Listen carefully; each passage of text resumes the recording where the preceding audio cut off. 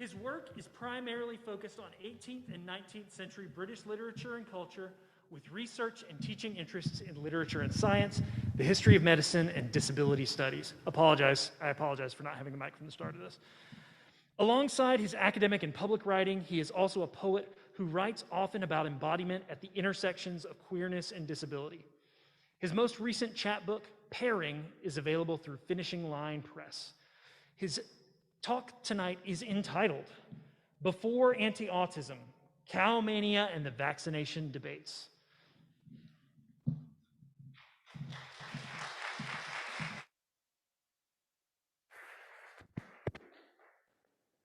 Hello, everyone. Let me see. I think you all can hear me, right? Good. I think that sounds good. Before I begin, allow me to express my deepest thanks to Dr. Nick Helms and the rest of the Sidore committee for this very generous invitation to visit campus and to deliver this lecture this evening. I wish I could put into words how much this all means to me as a queer, disabled scholar of color in his early career, learning how to share my work with the public and to really think seriously about the stakes of my research and teaching. I want to thank you for joining me this evening, both in this auditorium and virtually from afar. I know we are all overextended, overworked, and overwhelmed by the responsibilities and necessities of trying to survive a pandemic without sufficient resources and support, often not just for ourselves, but for our vulnerable loved ones and for our students and colleagues. Thanks to each of you for holding space with me and thinking alongside me. In the spirit of access, I would like to start with my usual accessibility check-in, a practice that I learned from my very dear colleague in disability studies, Dr. Allison Kafer. During this talk, please feel welcome to inhabit your body-mind as fully as possible. Sit, stand, stretch, stim, step away, switch off your camera if you're in a virtual context, if that is what you need to do. I acknowledge that we arrive in this space with different needs, so if I can make this talk accessible to you in any way, please don't hesitate to let me know. For those of you who have joined me in the auditorium this evening, I have just shared large print copies of my talk, should you need to follow along. And for those of you on Zoom, I have a slide here with a link to the full script of the talk that you can access on your browser or even on your phone if you're in the audience right now. There will be captioning offered via Google Slides, which is appearing underneath the slide that I'm speaking on, and Zoom's auto captioner, which I know is not perfect, but I hope my access copy will help fill in those gaps. I will do my best to describe each of the images I show on slides, and I also want to offer a content warning, as some of the medical images and topics can be graphic and difficult to engage with. Lastly, I welcome your engagement during the Q&A, in the Zoom chat, or even by email later on if that's more accessible to you. I have long resonated with Tanya Tichkowski's definition of access as the, quote, interpretive relationship between bodies. And the goal in my scholarship, in my classroom, in this very talk, is to enable that interpretive relationship as much as possible for the body minds that share this space. The translation to the virtual has made access simultaneously more at the center of event programming and pedagogy, but also the first to be neglected. In our rush to quote unquote return to normal, access measures that were introduced during the pandemic are already being dismissed and forgotten, even as we return to in-person classes and conferences and even this event. I want to stress that accessibility is never optional. It is not a set of criteria we check off to virtue signal an empty claim of diversity. It is also not a thing that disabled people should have to beg or fight for when a truly accessible space benefits everyone in the room. This is a collective, ongoing effort in which everyone benefits, even as there is no perfectly accessible space, but one that we aspire to as a horizon of possibility.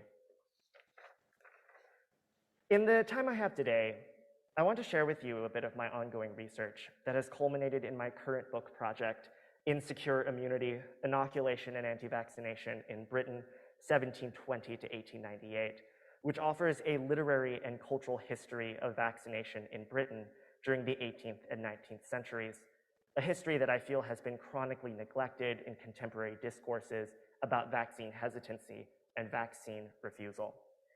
But let me begin with an origin story. During my final year of undergraduate studies at UCLA, I was studying at a cafe and had with me Seth Manukin's controversial new book at the time called The Panic Virus. While I was reading, I was approached by a woman who happened to be waiting for her order by my table. Intrigued by my reading choice, she struck up a conversation with me about my studies and ultimately about Manukin's defense of vaccination. The Panic Virus offers a scathing critique of how anti-vaxxers hijack reason through fear tactics and emotional appeals. The disturbing irony for Manukin is that the casualties of this extensive rhetorical and ideological war are the parents and their children who have taken a stand against what they perceive to be the limitations and biases of scientific knowledge. Before I could finish my 2-minute pitch for the book, the woman cut me off to tell me she had no plans to vaccinate her young son. She said the following: "Chickenpox you can get over, but autism is a life sentence." She then insisted that she was a firm believer in the concept of quote-unquote natural immunity, and that she and her fellow moms frequently scheduled chickenpox parties whenever one of their kids at school came down with chickenpox. Chickenpox parties involved the deliberate gathering of unimmunized children who were then made to play with the child who was evidently symptomatic of chickenpox. What I first thought were occasional events were in fact annual social gatherings that children expected and even looked forward to attending. Quote, and this is the mother speaking again. "I'm not anti-anything, I'm just pro-disease," she concludes. They don't even know what's going on, just another play date, and it's all done naturally.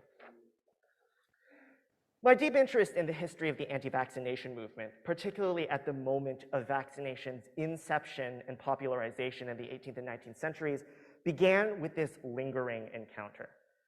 On one level, what was remarkable was the woman's conviction, one marked by an all too familiar affect of certainty that rendered anything I had said or could have said irrelevant. On another, as a then 22-year-old man just beginning to understand the contours of his own scoliosis-related disabilities, I lacked at the time the vocabulary by which I could express my reservations about what she was not so implicitly advocating. I choose to return to this moment in my past because it crystallizes so much of the ethical stakes layered within what we call the anti-vaccination movement now, which is really a mishmash of different movements and ideologies, many of which are in tension with one another. If I have learned anything since my encounter with this woman, it is that we cannot so simply designate her as a representative of all anti-vaccinators, nor can we assume anti-vaccination to be a monolith, where simply understanding her particular mommy logic means that we understand all of the anti-vaccination logics. But working through the impasse of this encounter is how I hope to begin thinking through a disability politics that can better recognize and address such problematic logics, particularly during such quotidian scenes of encounter that too often render such discussions difficult.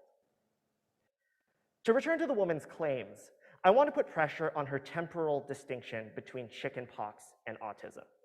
For her, the permanence of autism generates a more acute sense of fear than what she frames as a temporary case of chickenpox, however contagious it can be among the children and the adults. Because varicella can usually be overcome relatively easily, varicella being the chickenpox virus, especially by young children, it is, according to the woman, worth contracting the virus via natural means, as opposed to unnatural vaccinations whose contents may be hazardous or dangerous when given all at once to infants or young children.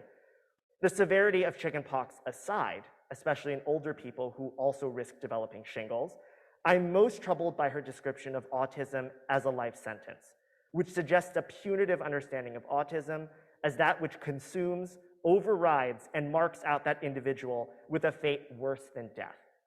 For her, exposing her children to contagious, even life-threatening disease is more palatable than living a disabled life, which for her seemed not to be much of a life at all.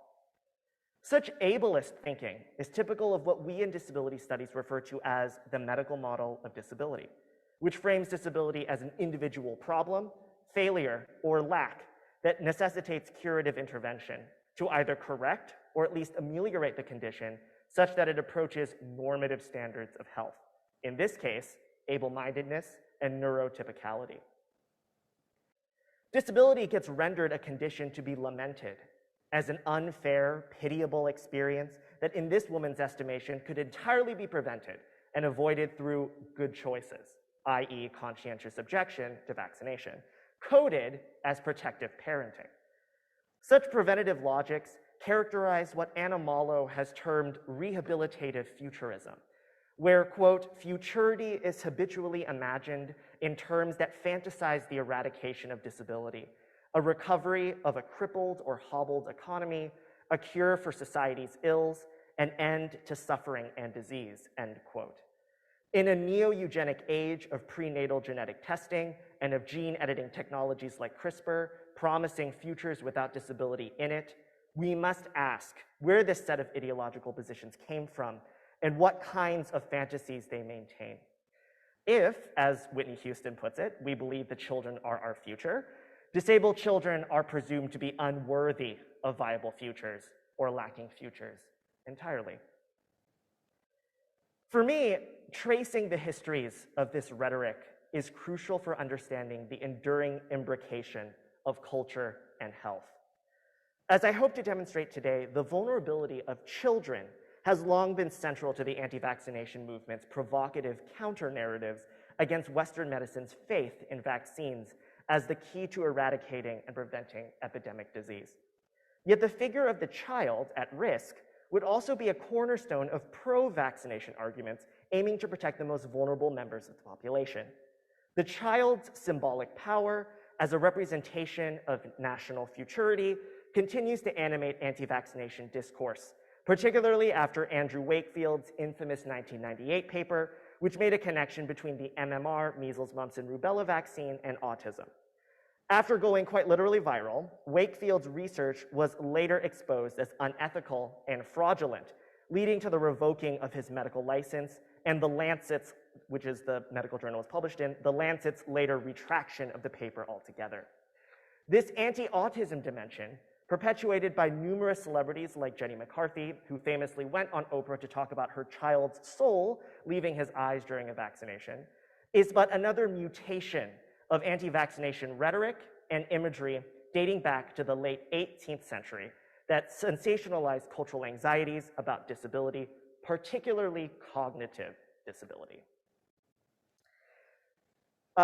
On the slide right now is an engraving by Antoine-Maxime Monsaldi, and it is essentially a full portrait of Edward Jenner, who I will explain right now.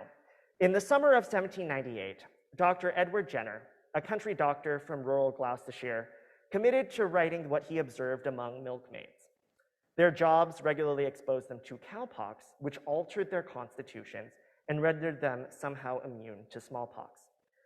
Jenner published his treatise on vaccination, entitled An Inquiry into the Causes and Effects of the Variolae Vaccinae, which advocated for the use of cowpox as a substitution for smallpox to produce an immunity to smallpox, what we now refer to as vaccination, the prefix vac meaning cow, and vaccinia, the name of the cowpox virus.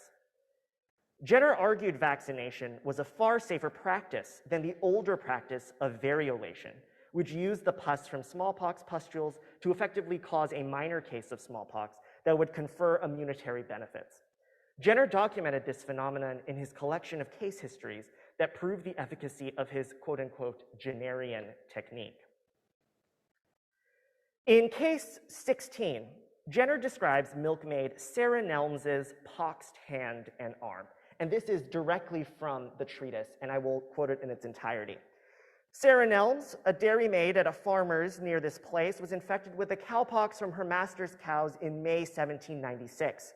She received the infection on a part of the hand which had been previously in a slight degree injured from a scratch from a thorn. A large pustulous sore and the usual symptoms accompanying the disease were produced in consequence. The pustule was so expressive of the true character of the cowpox, end quote. Depending on how useful a case was for the explication of his technique, Jenner would include visual illustrations of both naturally occurring smallpox cases, which were useful for harvesting viable vaccination material, and the results of his procedure.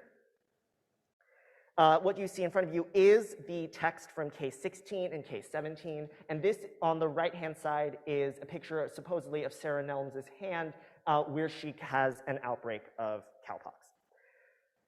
These images typically depict a close-up rendering of the subject's wrist, arm, or hand with smallpox or cowpox pustules or scars, reinforcing the shift in the visual understanding of smallpox brought on by early inoculators. Jenner's images, which seem detached from any specific identifiable body, emphasize the recognizable nature of ideal cowpox cases for the purposes of vaccination. Nelms' symptoms are described as self-evident truth. Jenner's deliberate inclusion of the accompanying plates models what viable cowpox actually look like and gave an empirical basis to what some dismissed as mere folk tales. In addition, these images provided examples for other practitioners to replicate and circulate. Furthermore, the treatise represents cowpox as a desirable, even useful blemish on the human form. For Jenner, Nelms' case is both ordinary and exemplary. The case history is full of cases similar to Nelms's, but her idealized bodily manifestation of cowpox, illustrated here, primed for use in vaccination, speaks the quote-unquote truth of vaccinea's efficacy as that which can be repurposed from nature for human defense. This promise is then verified by the subsequent case, number 17, featuring James Phipps, whom Jenner inoculated with the lymph or fluid from Nelms's hand. This is a painting by Ernest Board of Dr. Jenner performing his first vaccination on James Phipps from 1910. Phipps's youth, Jenner implies, leads to a successful procedure with extremely limited side effects and, quote, security from the contagion of not only cowpox, but also smallpox. The treatise follows a narrative pattern of lymph or fluid being harvested for the vaccination of another. This circulating lymph produces a fluid link among the vaccinated bodies included in the inquiry and creates a community of those treated by Jenner. Vaccination, and ultimately herd immunity, is thus figured as a practice of interdependence against contagion. One individual's infection benefits another, and the collective benefits from the acts of these separate individuals. Jenner puts vaccination in terms of English identity and citizenship. In this practice, English bodies preserve each other. Jenner explicitly entitles the pamphlet with a regional descriptor. He indicates that the variolae vaccinae is native to the, quote, western counties of England, particularly Gloucestershire. To identify cowpox as an endemic disease allows Jenner to argue further for its viability as a replacement for smallpox vaccinations, precisely because it is locally sourced and does not need to be imported from abroad. In fact, he makes the case that England now has a highly valuable medical export that can then be used for the good of the empire. What reads as repetitive medical reportage, case after case of vaccination success, is less an inquiry, to use the word from the title, than a refrain. The cowpox body of the English country laborer becomes key to, quote, a constitution in a state of perfect security from infection, end quote. It is this utopic promise of perfect security and how that security might be achieved and ensured that ultimately became the center of the vaccination propaganda wars. Yet, while Jenner proffered a perfect security with his Jennerian technique, his detractors in turn highlighted its many failures to secure anything at all. Could the future of England be in the literally poxed hands of a milkmaid? And should such rural bodies, so often in proximity to animal bodies, be used for the preservation of national health? The strategic repackaging of Jenner's technique as a nationalistic innovation and the virulent backlash it inspired reveal the stakes of what health security should constitute for citizens, as well as to what extent the state could achieve and justify that security during the increasingly insecure late 18th century revolutionary period. Confident, as Jenner was in his inquiry, his letters to fellow medical men suggest constant concerns about the proper execution of vaccination and the management of lymph. Cowpox lymph was transported in 3 different ways: in a dried state, in a fluid state, and by vaccinated individuals themselves. Vaccination had a high risk of failure due to damage or loss of the lymph in transit, especially to remote locations in the colonies. Lymph samples were sometimes faked, leading to injury and death. Despite Jenner's intent to eliminate the problems brought on by variolation, the continued reliance on arm-to-arm transfer and unstable technologies meant that vaccination remained precarious. Without clear guidelines for verifying and ensuring vaccine contents, vaccinators and their patients often had to trust on faith their lymph suppliers. Insecurities about vaccination materials attached easily to cultural anxieties about the consequences of injecting animal matter into human bodies. And perhaps my favorite image of all time.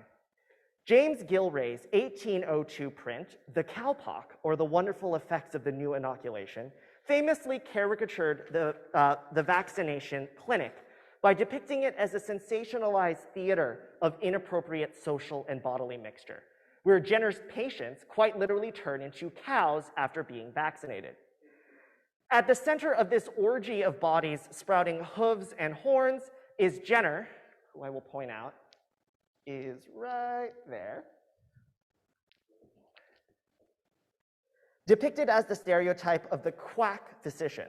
He's skinny, sinister, and unsympathetic, as he punctures a female laborer with an exaggeratedly large dagger-like lancet. Directly targeting Jenner's credibility as a gentleman doctor, the satirical print dramatizes the violence of the vaccination procedure as one that involves intentional trauma to the body. The scene's tension is also deeply gendered. The act of vaccination is represented as a disturbing encounter between male physician and vulnerable female patient, whose fear is quite literally written upon her face. A face, which we are to infer, will soon be transformed into a bovine likeness. As a political cartoon, Gilray's print also plays upon post-revolutionary anxieties about working-class laborers as themselves beastly bearers of contagion and social discord. Gilray directly counters pro-vaccination claims for the value of Jenner's technique.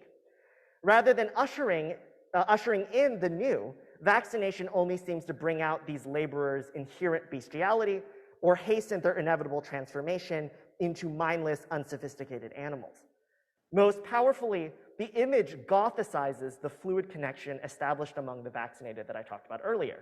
The bodies are crammed densely into the frame and are connected by their chain of infection from a procedure meant to offer them and Britain protection. Jenner's supporters, many of whom helped to establish the Royal Jennerian Society, were frequently represented as complicit in the moral and physical corruption of English citizens, even to the extent that they were accused of committing infanticide rather than protecting innocent children from harm, as literalized by another etching from 1802 by Charles Williams, where a monstrous cow marked with leprosy and other contagious diseases is being fed a basket full of infants and excreting them out with horns. Yes, just let that image sit for a second. My favorite is like the buckets of babies and then just like a cart on the end with other babies. This is 1802, people, just wanted to underscore that. In 1801, British physician Benjamin Moseley composed his Treatise on the Luz Bovila, or cowpox, which condemned the spread of Jenner's vaccination as, quote, cowpox inoculation mania that seized the people of England en masse. Likening vaccination to a widespread epidemic, even worse than smallpox, because of how it ensnares the rational minds of even supposedly learned men, Moseley specifically emphasized how the sudden popularity of vaccination threatens some of the most vulnerable of English citizens. Young children who, quote, cannot judge for themselves, know nothing of the game that is playing, and are compelled into a lottery where there can be no losers but themselves, end quote. In its representation of vaccination as a cruel game of chance played with children's lives, Moseley's diatribe against vaccination anticipates Andrew Wakefield and his co-authors' teleological claims about vaccines and cognitive disability as seemingly inevitable, intertwined disruptions of normative childhood. According to Moseley's logic, quote, introducing a bestial humor into the human frame, end quote, here, the deliberate application of infectious matter from a cow's body into a human body was a dangerous perversion of a child's developmental trajectory toward productive adulthood. The figurative vaccination mania that seized the masses with its false promise of security from smallpox effectively produced literal mania and long-term side effects in children who, if they survived, were supposedly made dumber than cows. His mudslinging even took the form of alarmist reports that vaccinated patients were developing a scrofulous bestial disease that compelled women, like Pasiphae from classical mythology, to copulate with bulls and ultimately give birth to minotaurs. And this is Robert John Thornton's defense of vaccination, where he parodies Mosley's image of the cow child, and there's a woman rushing over to sort of talk about her new cow child. And this is meant to be a defense of it, but I want to talk about, in many ways, how prevalent this image of the child turned into a cow from vaccination would have been, such that even defenses of vaccination had to cite it. Mosley euphemistically describes vaccination as a kind of quote-unquote quadrupedan sympathy that could only result in the unwholesome production of a race of cow-human hybrids. Mosley's moralistic strategy also relied on connecting cowmania with syphilis as a degenerative disease connected to sinful behavior and illicit desire. Mosley also hinted at the cow's connection to the laboring classes, whose baser animal impulses might be exacerbated by the introduction of bovine matter into their bodies. Mosley's indictment of vaccination as offering only quote-unquote imaginary security, a temporary respite from inevitable smallpox outbreaks and disability, ultimately provoked widespread skepticism of Edward Jenner's original promise of an English nation made healthier and more resilient after vaccination. Mosley collaborated with William Rowley, a resident physician to the Marylebone Infirmary and member of the Royal College of Physicians, to give public lectures on the injustices and pseudoscience underlying vaccination. Those are, of course, their claims. Rowley became widely known for his inflammatory treatise, Cowpox Inoculation, No Security Against Smallpox Infection, rolls off the tongue, full of invectives against Jenner and his allies, as well as lurid images of vaccination victims. Rowley describes, and on this slide is supposedly a case in Rowley's text of a woman named Anne Davis, who is the quote-unquote cowpox cornuted, as in horned, old woman. Rowley describes in his treatise as a necessary corrective to Jenner's many medical errors, a collection of 504 documented cases, supposedly, of vaccination injury, 75 of which were fatal. Rowley detailed numerous cases of, quote, cowpox mange, evil, blotches, ulcers, and mortification, and, quote-unquote, filthy, beastly disease, which he claimed would dissuade any rational person from supporting universal vaccination. Rowley blends moralistic language, like evil, with graphic descriptions of symptoms indicative of vaccine injury. For Rowley, Jenner's deception lies in his false promise of full security from smallpox that reveals itself as merely temporary, and only to be followed with great misfortune and suffering, especially of children. Rowley condemned vaccination in a manner like the anti-vaccination mother I quoted at the beginning of this talk. For Rowley, contracting smallpox was the natural, God-given way of developing immunity to it, while vaccination was an artificial invention of man. If vaccination's effectiveness against smallpox would only be tested during cases of exposure, Rowley believed many supposed success cases were in fact failures waiting to reveal themselves in time, often when it was too late to intervene. Quote, why leave a certainty for an uncertainty, he asks. Pro-vaccination advocates, consumed by what Rowley calls their visionary conceits, irrational projects, and obstinate perseverance in error, united to uncontrolled arrogance, end quote. These have all ironically produced more insecurity rather than anything lasting, Rowley proclaimed. Rowley repeatedly invoked the pathetic figure of the innocent infant forcibly vaccinated against her will or without her knowledge. In place of rationality and sound judgment, parents are cajoled by pretensions and extravagant promises into sacrificing, those are all Rowley's words, their infants to vaccination's cultish, quote-unquote, altar of probability. Rowley cleverly recasts the language of mathematics and science to condemn Jenner's project as quackery and duplicity. In contrast to variolation, the older form, of variolation's certain protection, vaccination, by contrast, was a needless risk for an uncertain outcome. In Rowley's judgment, the hubris of Jenner and his co-conspirators led to a nationwide mania of brainwashed vaccine proponents and a silent epidemic of vaccine-injured children who have been exploited and neglected by Jenner and the state. Drawing upon the same sensationalist visual vocabulary seen in Gilray's print we saw earlier, Rowley's treatise included 2 hand-colored engraved plates of, quote-unquote, the cowpox ox-faced boy and the cowpox mangy girl, left and right in this image, featuring a close-up of the boy's face and an exposed female body on the right. These plates were frequently used for their shock factor at Rowley's public lectures. By drawing attention to the boy's swollen face and the girl's body covered in bloody abscesses, Rowley decried vaccination's transgressions of both religious and medical taboos and claimed that transgression led to the children's physical marring of their bodies. For Rowley, these visible blemishes were evidence of what I earlier quoted was cowpox evil and related scrofulous diseases. And by scrofulous, that referred to both tuberculosis and the infection of the lymph nodes, but also had a connotation of moral contamination. Echoing Moseley's own reference to bestiality in his earlier tracts, where he refers to vaccination as inviting a quadrupedal sympathy, Rowley decries vaccination as a violation of Levitican injunctions against improper animal-human relations. The only outcome of such unholy contact, Rowley warns, is childhood disability, in which internal corruption is made external. Quote, the diseases of beasts, filthy in their very nature and appearance, in the face, eyes, ears, with blindness and deafness, spreading their baneful influence over the whole body, end quote. In Rowley's framework, disability is the only possible outcome of both religious and medical sacrilege that involves the fluid transfer of corruption from animals to humans and thus reduces them to a bovine state in both body and mind. By contrast, to develop smallpox immunity from smallpox itself via the older practice of variolation or by direct infection was most natural, rather than an artificial practice invented by man that could only lead to unnatural effects.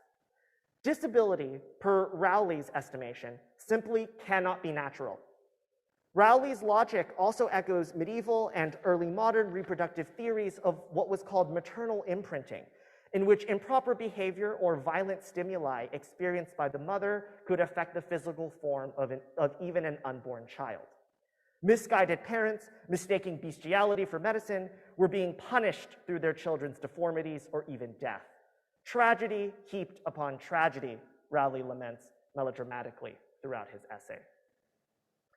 Rowley devotes the concluding section of his treatise to the spectacular public exhibition of these 2 vaccine-injured children.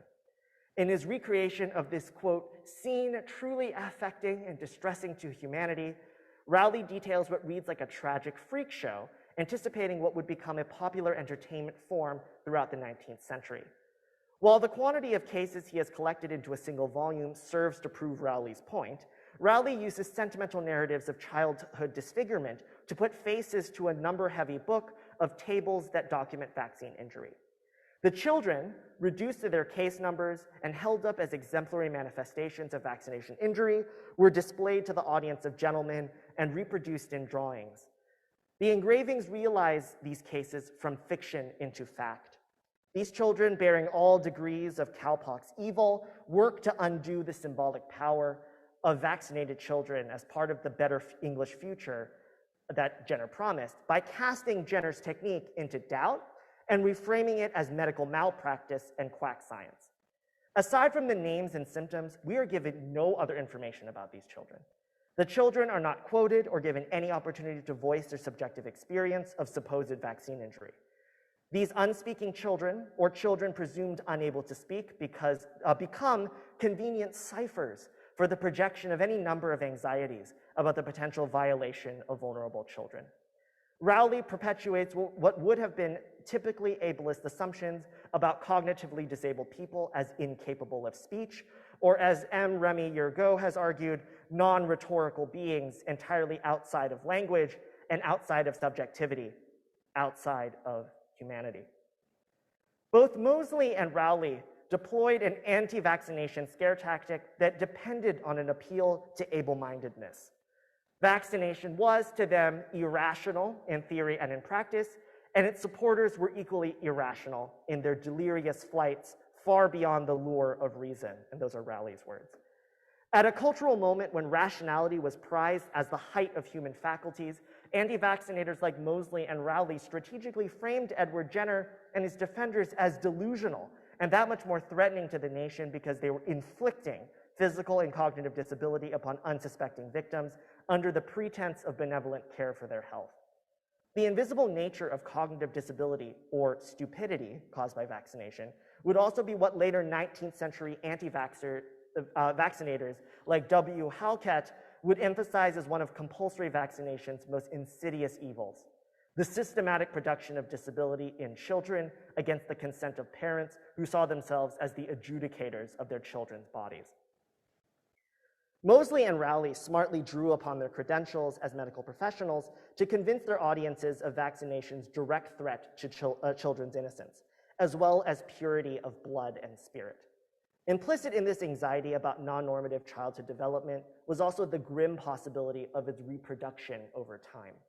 That vaccination will spontaneously lead to generations of vaccine-injured, disabled children, ever dependent and parasitic upon the state, and most damningly, incapable of bettering the nation. The figure of the child-turned-cow would become such a pervasive image that Jenner himself would respond to Moseley and Rowley with his own retaliatory treatise entitled Letters to Dr. Rowley, published under a pseudonym Aculeus, which is Latin for sting, stinger, or thorn. Jenner, like many of his other allies, including the rural poet Robert Bloomfield, whose poem Good Tidings heroized Jenner and vaccination, attempted to recast the figure of the disabled cow child into an idyllic pastoral figure of innocence. And this is the cover page of this, and you should see the quote-unquote cow child leaning up against a cow who looks completely calm, and there's a sense of unity and harmony to this image. Rather than monstrous or degenerate, Jenner's version of the cow child is placid and joyful. Emphasizing the child's connection to nature and its natural vivacity, Letters to Dr. Rowley simultaneously attempted to debunk some of Moseley and Rowley's conspiracy theories about vaccination and dispel anxieties surrounding vaccinated children as somehow transformed by the procedure, derived from natural sources born from England's countryside. Yet, as we all know intimately, with the ongoing politicization of the COVID-19 vaccines and of mask mandates, such attempts to defend and encourage vaccination have long been met with fierce resistance. In fact, by the Victorian period, only 40 to 50 years after the culture wars surrounding Edward Jenner's vaccination, anti-vaccination would become increasingly organized in the wake of Victorian public health initiatives and compulsory vaccination acts that penalized families for refusing to vaccinate their children.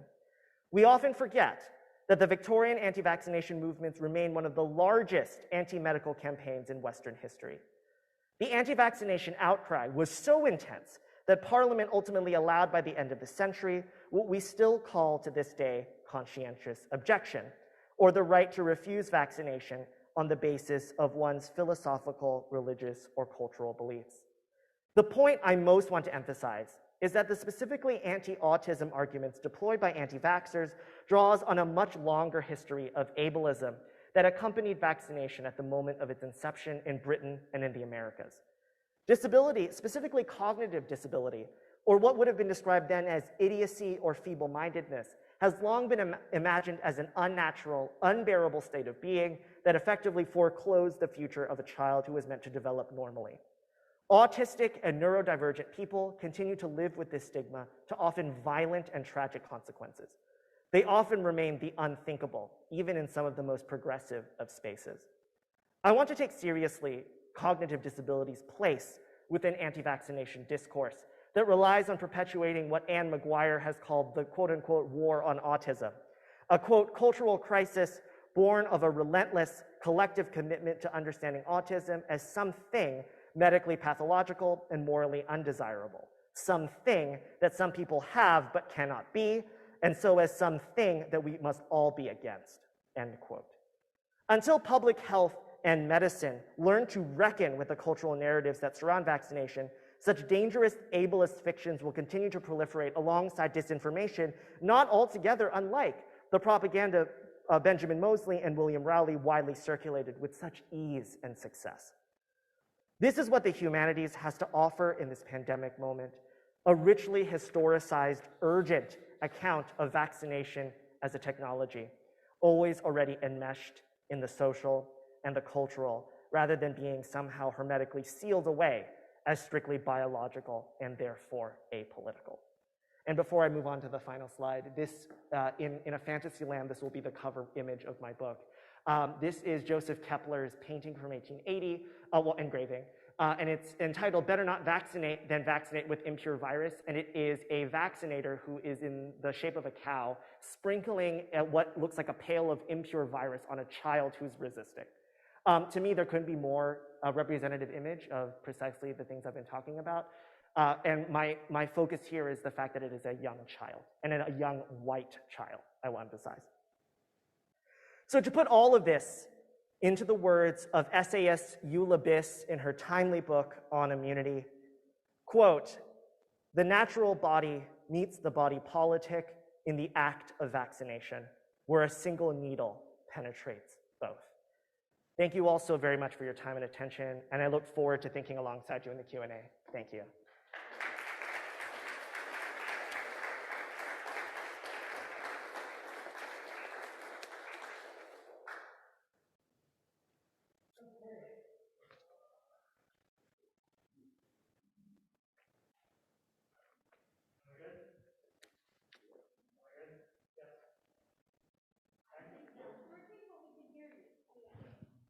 I have been turned live. All right, so we've got the rest of our time devoted to Q&A to allow for questions from our in-person audience. I'll be passing around the mic. Please raise your hands. To allow for questions from our online audience, please use the Zoom Q&A function, and I will bounce back and forth between passing the mic and then reading questions aloud from Zoom. So, questions?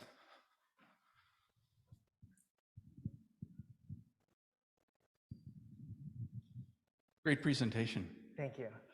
Given what you've presented here, it's kind of ironic, or strikes me as ironic, that the thing that we're looking for is herd immunity. Yes. A term that's typically applied to cows. Uh-huh. It's a really interesting point, and one that has something to do with, one, later agricultural discourse and biological discourse that will think about something like immunity in explicitly species-based forms, particularly here, herd immunity. I think the thing that I want to emphasize that I find so interesting is that the concept of herd immunity and its relationship to public health is fundamentally contradictory to much of the way that the West thinks of itself, right, as individualistic and about choice. Herd immunity is essentially a contract, right, among most people to be vaccinated to protect the most vulnerable. But that involves sacrificing individual liberty for the purposes of collective health. And it really strikes me here that that's the crisis that's happening right now in America, right, between individual liberty and what is considered collective good. And that's something that I've been really pondering over. And the word herd immunity is so interesting because essentially we're thinking about ourselves as a herd. And in a moment of intense division, it feels increasingly more difficult to think about ourselves as a collective herd.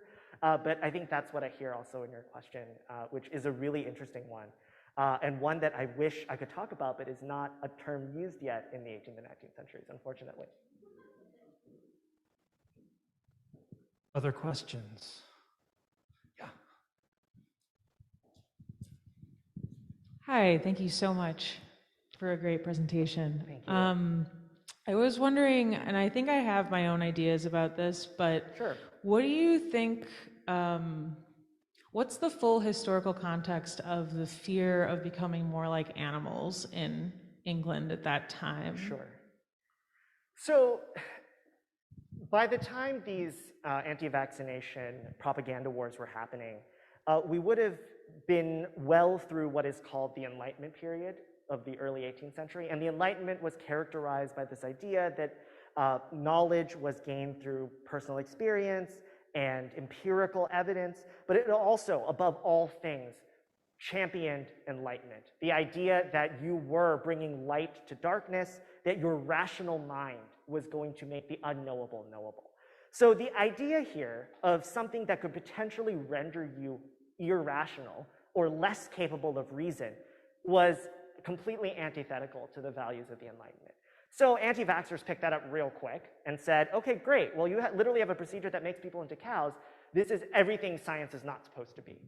And really played up those anxieties, particularly associated with something like idiocy or feeble-mindedness that would have been intolerable to many people culturally.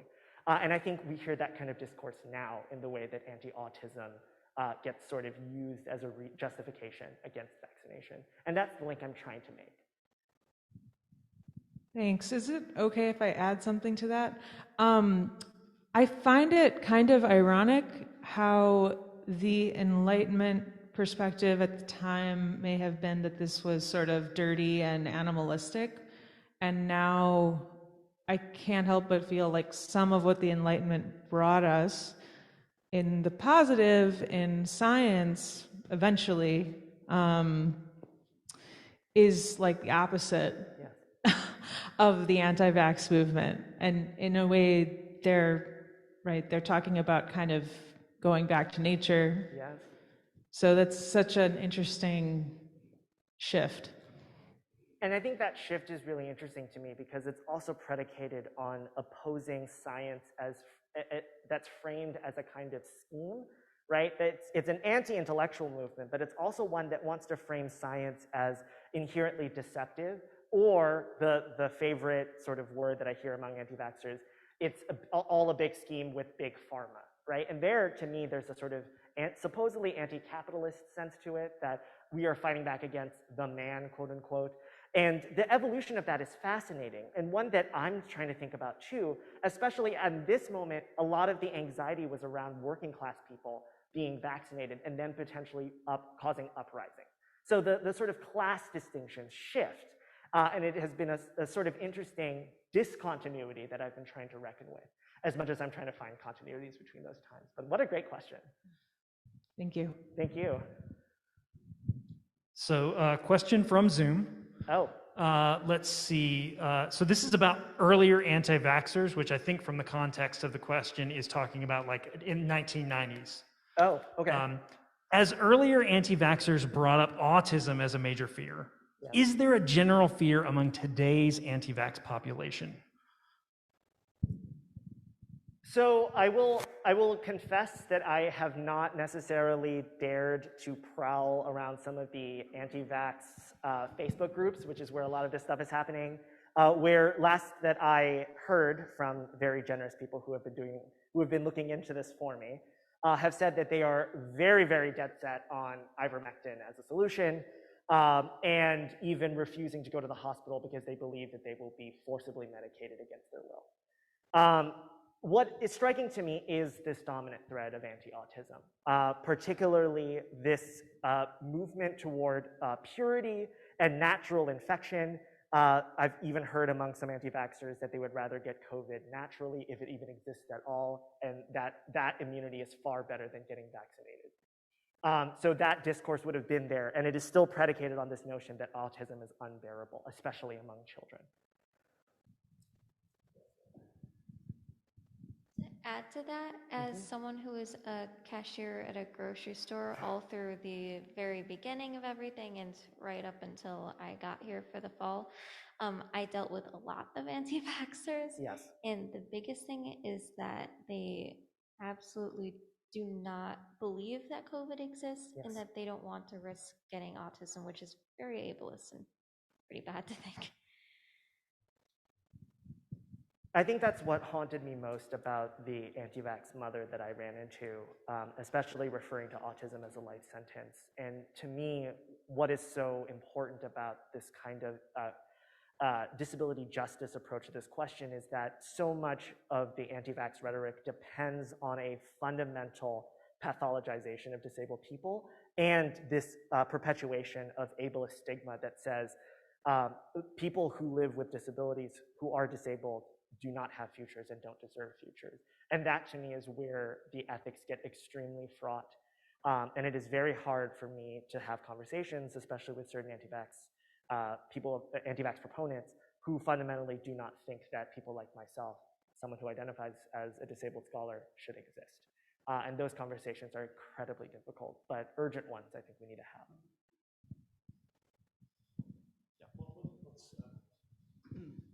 have. So I also worked at a grocery store up until the semester started. And another common thing that I heard people talk about was that they're going to get the vaccine and they're going to be inserted with like a chip or some other, device to monitor whatever they're doing. Do you think that sort of anti-science is still connected with your presentation to an extent? So, of course, the whole idea of kind of surveillance and tracking would be a much later phenomenon. But my instinct is to go to the sort of 19th century Victorian public health initiatives where by the middle of the century, so I'm talking about, say, 1850 through 1870, there will be compulsory vaccination laws that will punish and fine people for not vaccinating their children. And one of the major claims that we get from anti-vaxxers at that time was what sounds a lot like what we think of now as liberalism. This idea that it is against my individual rights. I do not want to be monitored or watched by the state. That kind of rhetoric, I think, underpins exactly this discourse now of saying, oh, if I get vaccinated, I'm going to be tracked, right? This idea of being surveilled and policed by Big Brother or the government is an ongoing threat from vaccination's early prehistory.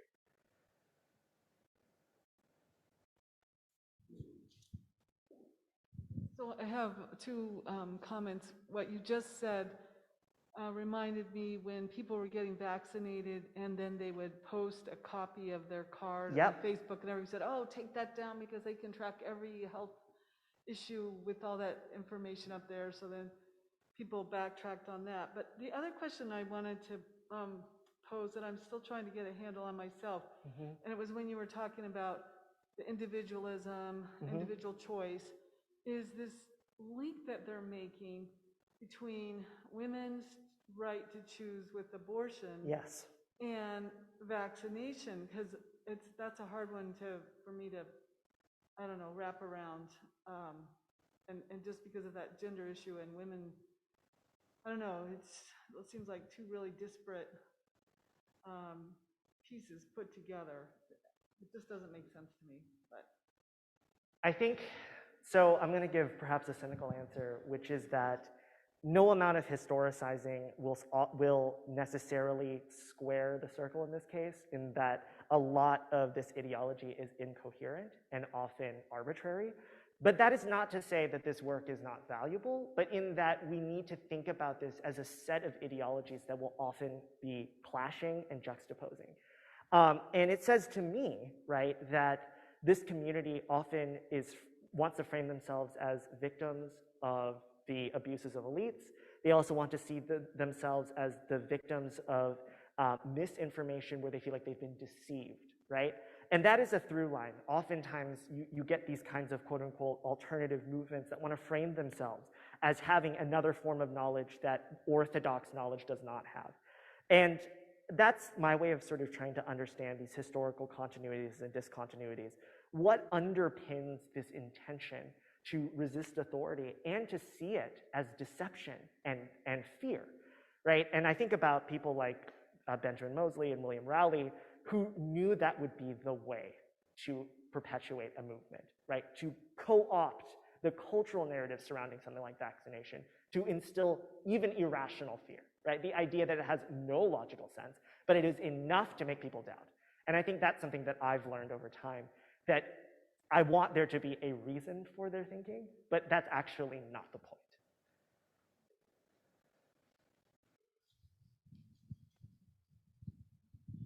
Thank you for going right there, because that's what I was thinking about. People had been getting cowpox before. Yes. And so what's new here is not the fluid, but the transmission of the fluid from a person to a person. And I know it doesn't really matter what the facts are, but did anyone try to push back on this fear of people turning into cows on a factual basis that cow maids had not been turning into cows?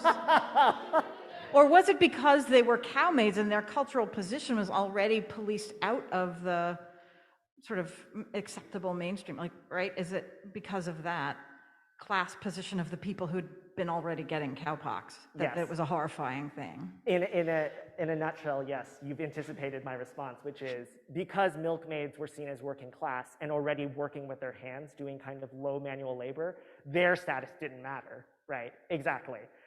In fact, by the time vaccination becomes popularized, they essentially become the means by which vaccination can be propagated. And that to me is another conversation about the ways in which milkmaids, as sort of working class women, were then seen as sort of vehicles by which vaccination itself can be popularized. They became part of propaganda, but they also get exploited in different ways, right? And we can talk about that as a separate thing. But one of the hard parts about my project is I can't have that conversation because the second that I do have it, someone says, why are you defending anti-vaxxers? And that is an ongoing struggle I have with my work where in different contexts, I literally had someone in the back of the room say, either I feel like you're giving a prehistory to anti-vaxxers and therefore justifying them, or that I'm peddling pro-vax propaganda. And it's fascinating to not be able to, I promise I was not deliberately choosing this word, I can't even inoculate my own work from misreading, right?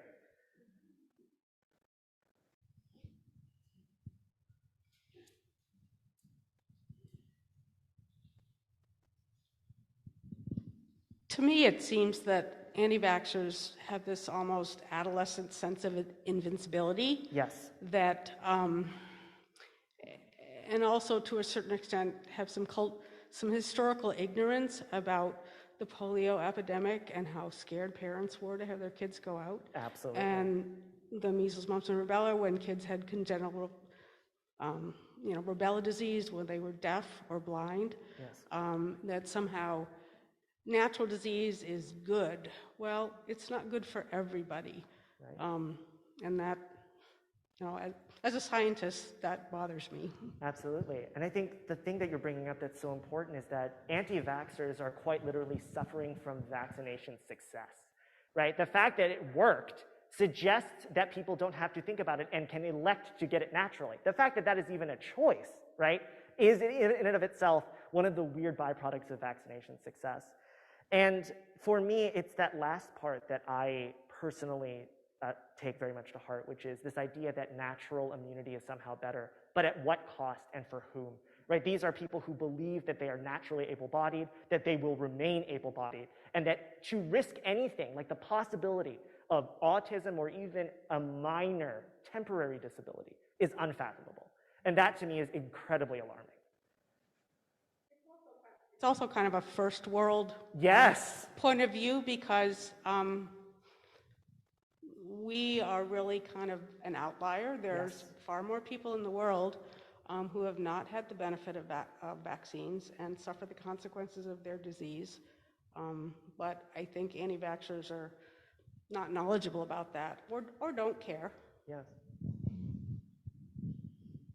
I've heard that George Washington mandated some of the regimental troops get vaccinated. Yes. And it's kind of ironic that we talk about freedoms, but he kind of imposed that. Mm-hmm. I heard Ron DeSantis use the phrase medical authoritarianism. Yes. Mm-hmm. That was the first time I'd heard that phrase, but maybe he didn't coin it. I don't know, But I think the logic behind it is the most interesting to me, right? This idea that medicine, if it wants to obligate anything or any form of order or expectation that comes from above, must be a form of tyranny which infringes on individual liberties. Even though so much of American culture is predicated on certain individual liberties being suspended or impeded upon for the purposes of public good, right? Evidently, you can't smoke in a restaurant. Suddenly that's okay, right? But in this case, it's medical authoritarianism, right? And I'm always interested in the politicizing of vaccination, which even in its inception was already extremely politicized. All right, we're past 8 o'clock. I want to thank everybody for coming tonight. Round of applause again for Dr. Travis Lau.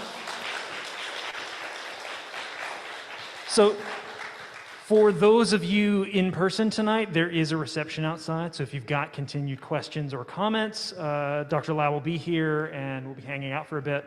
For everybody, a couple items of news. One, a captioned video of tonight's lecture will be available on our website next week.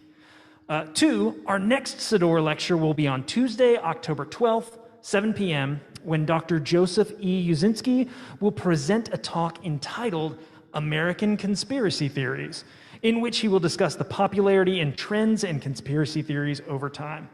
We hope to see you all there, whether in person or on Zoom. Thank you very much.